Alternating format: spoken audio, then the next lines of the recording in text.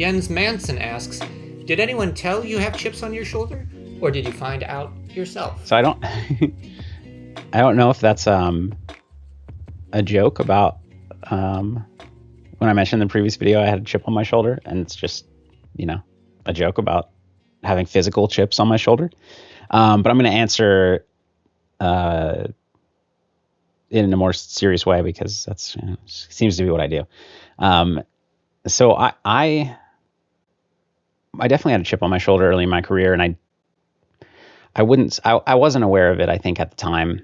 And I think this is kind of a generational thing where, when I came into the game, it was the online poker boom, and a bunch of players my age started playing online.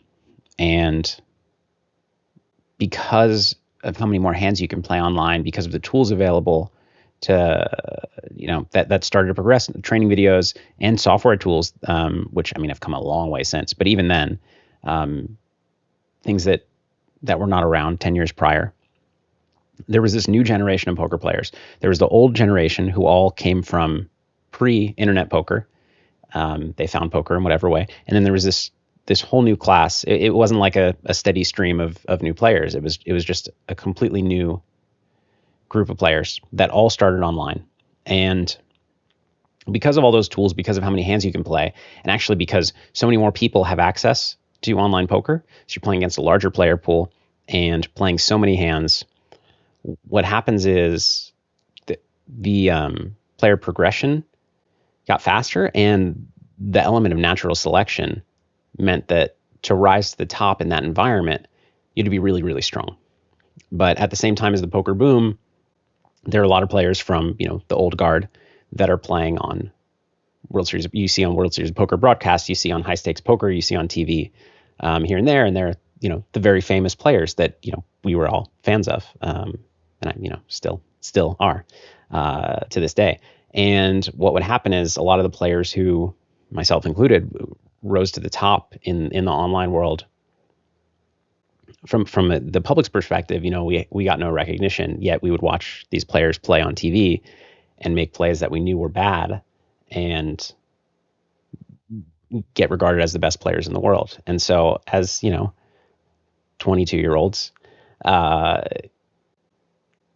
guess I should stop speaking generally. As a 22-year-old who, I was extremely confident in my game, and I knew that I could play, I would have loved to play with a lot of the people considered the best in the world back then. I would have been salivating to play with them.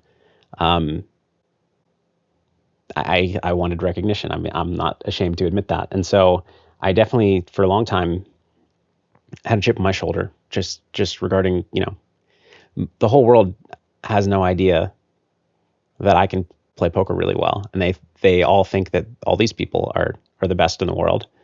And yeah, so I felt that way for a long time. And the funny thing is, I don't really know, I didn't get to find out really if I would grow out of that and mature, because as I matured over the years, I started to become more well-known. And now I started to be, and like online players in general became more well-known and became kind of more a part of this publicly known poker ecosystem. And so, essentially to the point where I think the public thinks I'm better than I am. So I never really got to find out if I matured enough to be okay with being, having under-recognized talents, because now I have over-recognized talent. But it would have been interesting. I've matured at the same time. It would have been interesting to find out if I grew out of that. But certainly, I think over the years, there's been between my generation and the old guard, a growing respect, a growing mutual respect, because I think in the early 2000s, 2005, 2008, 2005 to 2010, there was that kind of a mutual disrespect for each other's games. And I think in some ways we were each right. The online players were playing a lot more theoretically, fundamentally sound poker, but we were undervaluing the talent that live players had. First of all, just natural talent. But second of all, the ability to read people that we were not developing in the same way as we played online. And I think over the years, each side has, for the most part, come to respect the other side. And actually, a lot of online poker players played a lot of live poker and have had a lot of success. A lot of live poker players have played online poker and had success. So there's not as much of that divide anymore, I would say.